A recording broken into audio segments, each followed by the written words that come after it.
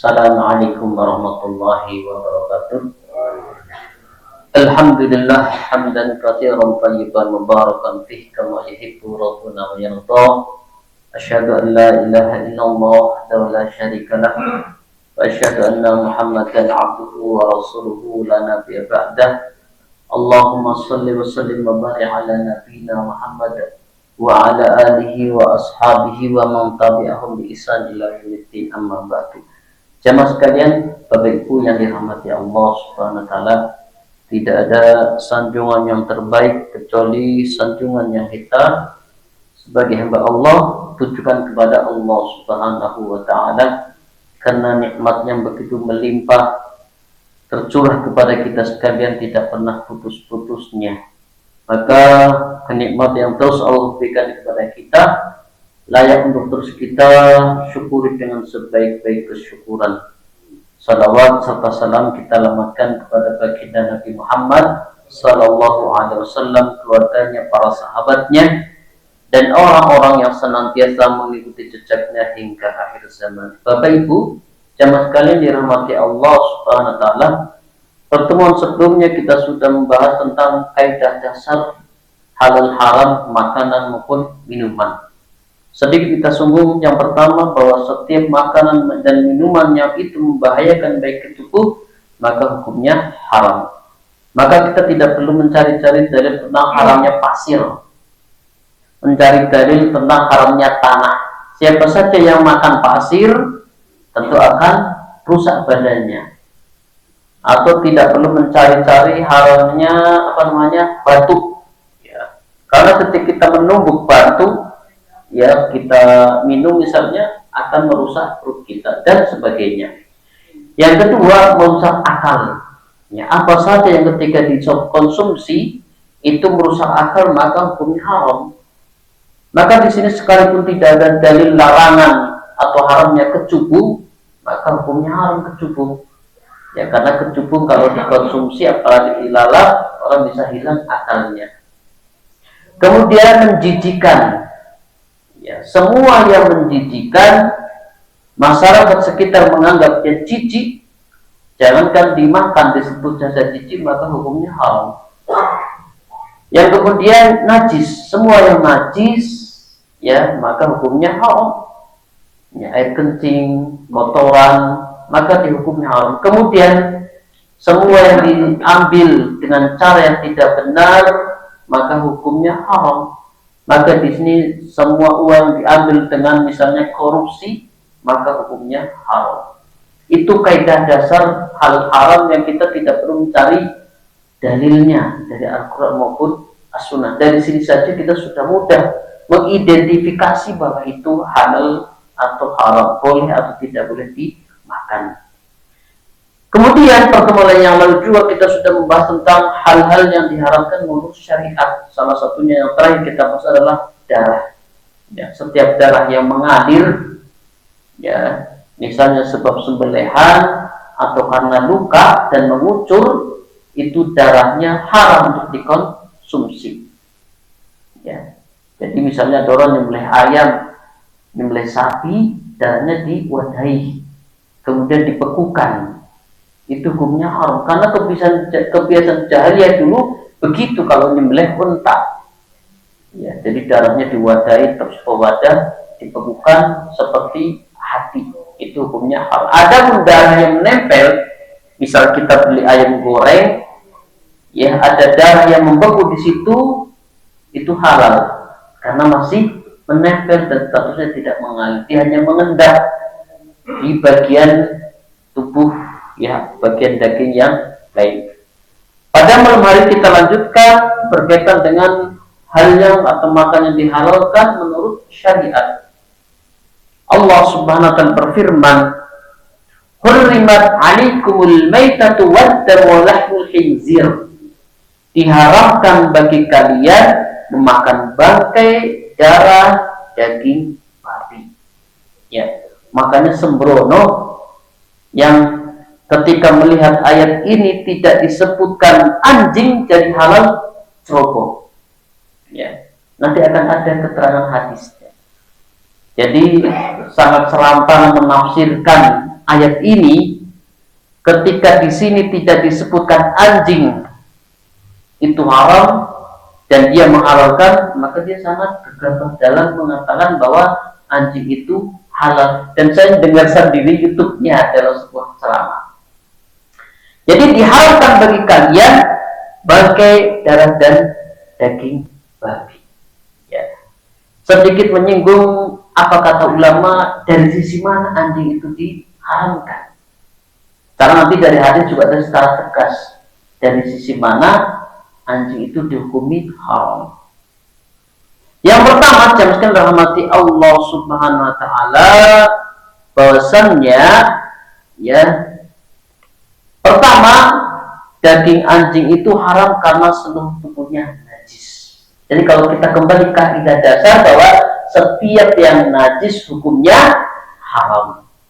Karena Syekh Shalih Utsaimin mengatakan lahmul kalbi haramun li'annahu najasun kulluhu. Daging anjing itu haram karena seluruh tubuhnya najis dan yang najis tidak boleh dimakan. Itu pertama. Jadi dalil pengharaman anjing.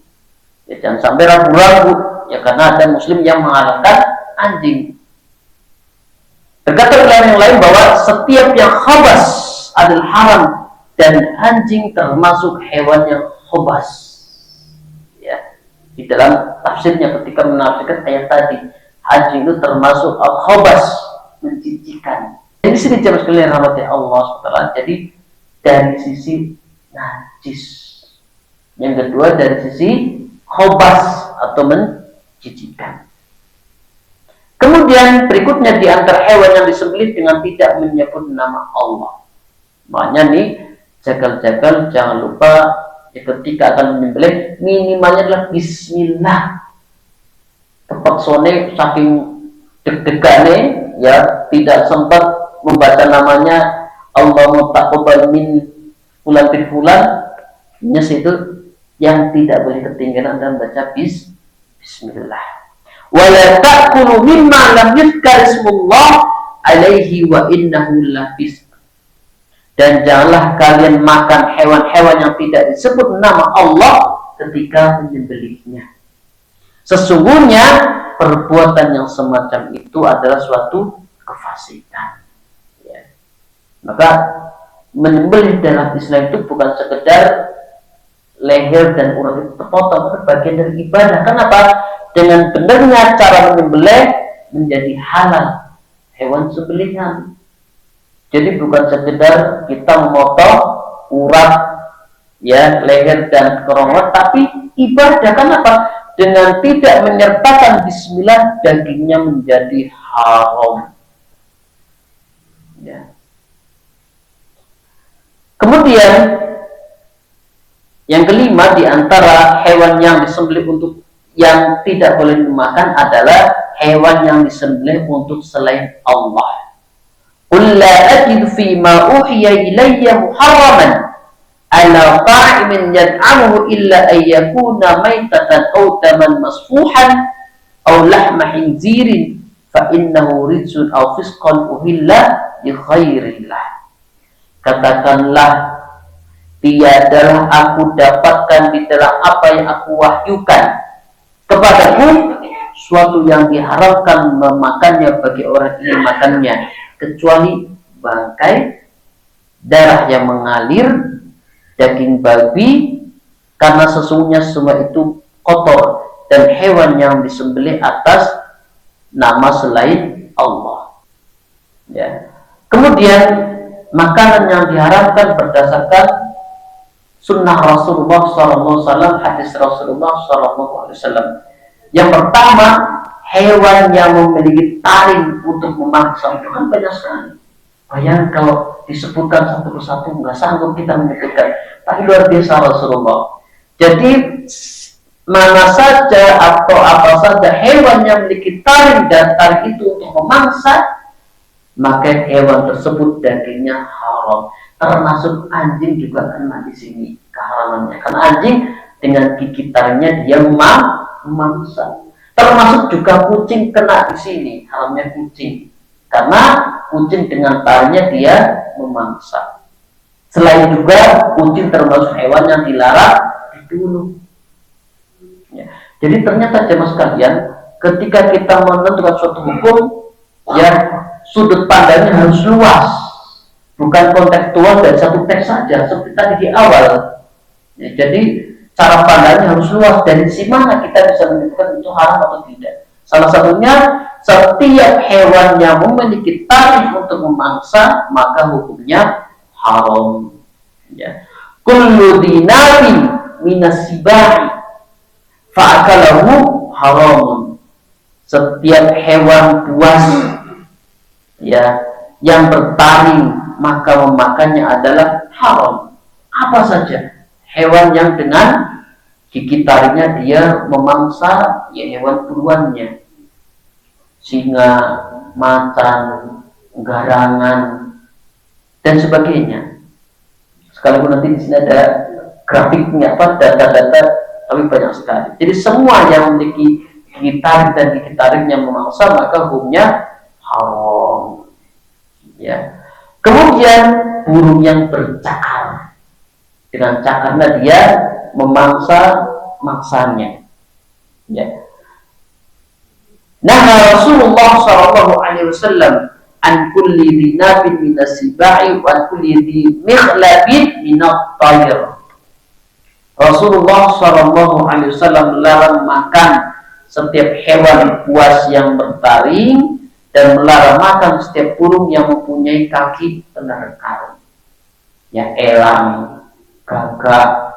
Kalau dulu saya sering berburu di waktu SD itu pakainya panah itu yang pakai dari payu itu, emprit gitu. Daun banyak digoreng. Itu boleh karena dia burung tersebut tidak dengan cakarnya untuk mencari hewan buruannya.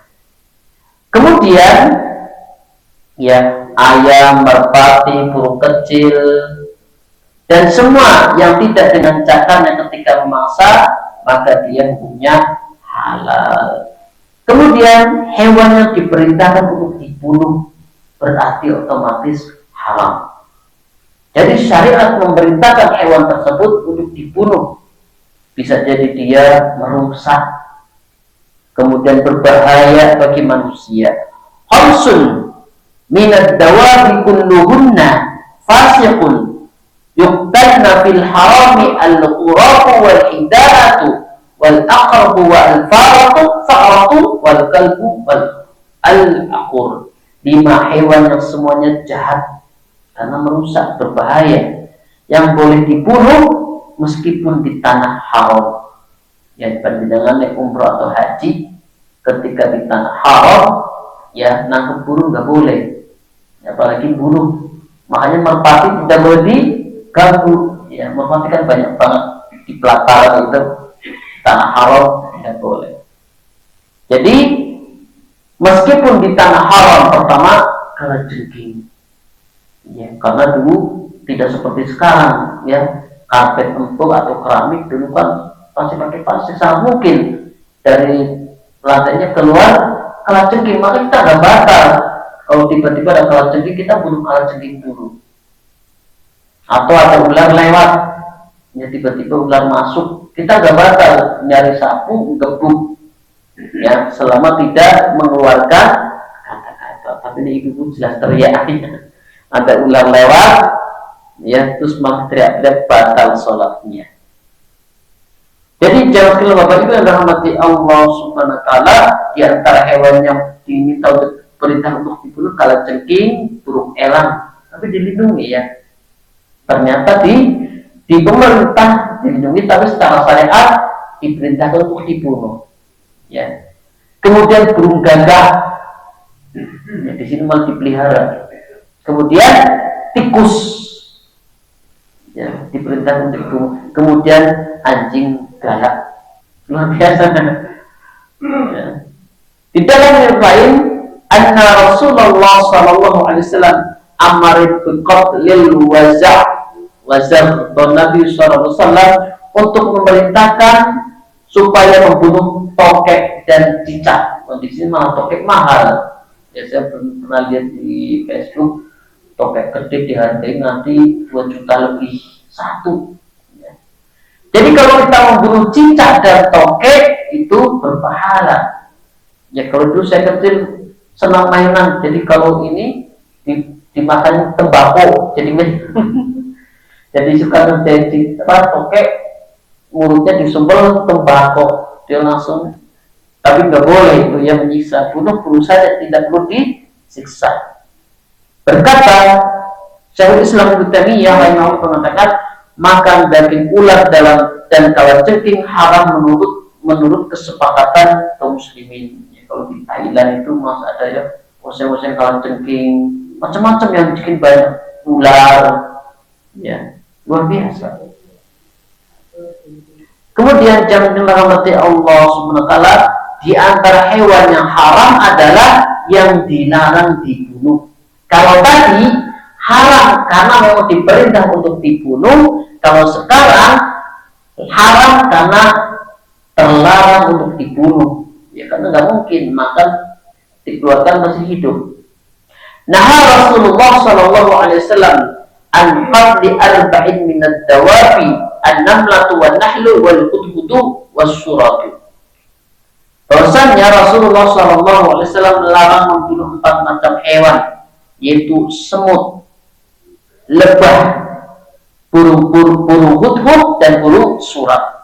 Jadi itu jamaah sekalian rahmati Allah. Sementara dalam riwayat lain nanti juga ada pembahasannya, termasuk katak itu haram karena tidak boleh dibunuh. Termasuk swiki ya, kalau di swiki ya itu katak. Yes, ya.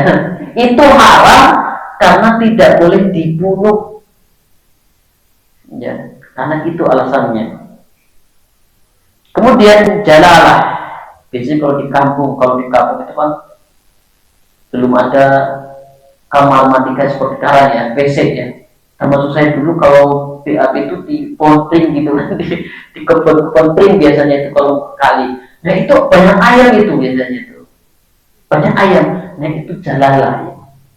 Jadi kalau makan atau konsumsi seperti itu, yang didiamkan 3 hari tidak perlu diterimakan, cuma minum, baru boleh dikonsumsi karena makannya kotoran manusia. Termasuk lele juga ada, biasanya lele dulu di tempat saya juga ada, namanya tempat lele itu, kolam lele, semua orang boleh BAB di situ, dimakan lele putar-putar.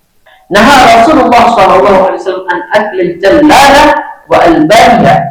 Rasulullah SAW melarang makan jalalah dan minum susunya, misalnya kambing, ya, sapi dan sebagainya. Maka kata Imam Ahmad, hewan jalalah dikurung selama 3 hari, berupa maupun itu burung, hewan ternak, termasuk lele. Adapun kambing itu 1 minggu, lebih lama lagi. Kalau ayam 3 hari. Adapun sapi dan sejenisnya 40 hari, lebih lama. Kemudian keledai Cina. Ya. Anna Rasulullah sallallahu alaihi wasallam naha yaum Khaybar al-luhumil khumuri al-ahliyah wa adzan fi luhumil khayl. Rasulullah sallallahu alaihi wasallam pada perang Khaybar melarang untuk memakan daging keledai Cina dan beliau memperbolehkan makan daging kuda. Apa hikmah dari pengharaman keledai Cina yang dipakai untuk tunggangan atau kendaraan? Pertama, bahwasannya keledai Cina biasanya suka memakan kotoran jalalah. Salah satunya adalah keledai Cina itu biasa makan kotoran-kotoran. Dan yang kedua, keledai Cina hewan untuk pekerjaan, bukan konsumsi. Nanti kalau dikonsumsi maka akan habis populasinya. Kemudian dan dagingnya dianggap ritsun, kotor, ya, karena dari konsumsinya. Itu hikmah kenapa keledai Cina itu haram, keledai liar baru halal. Kemudian dog, ya, bagi yang merasa jijik. Dog itu mirip biawak tapi kulitnya seperti padang pasir, warnanya agak coklat-coklat susu begitu. Beda dengan biawak ya.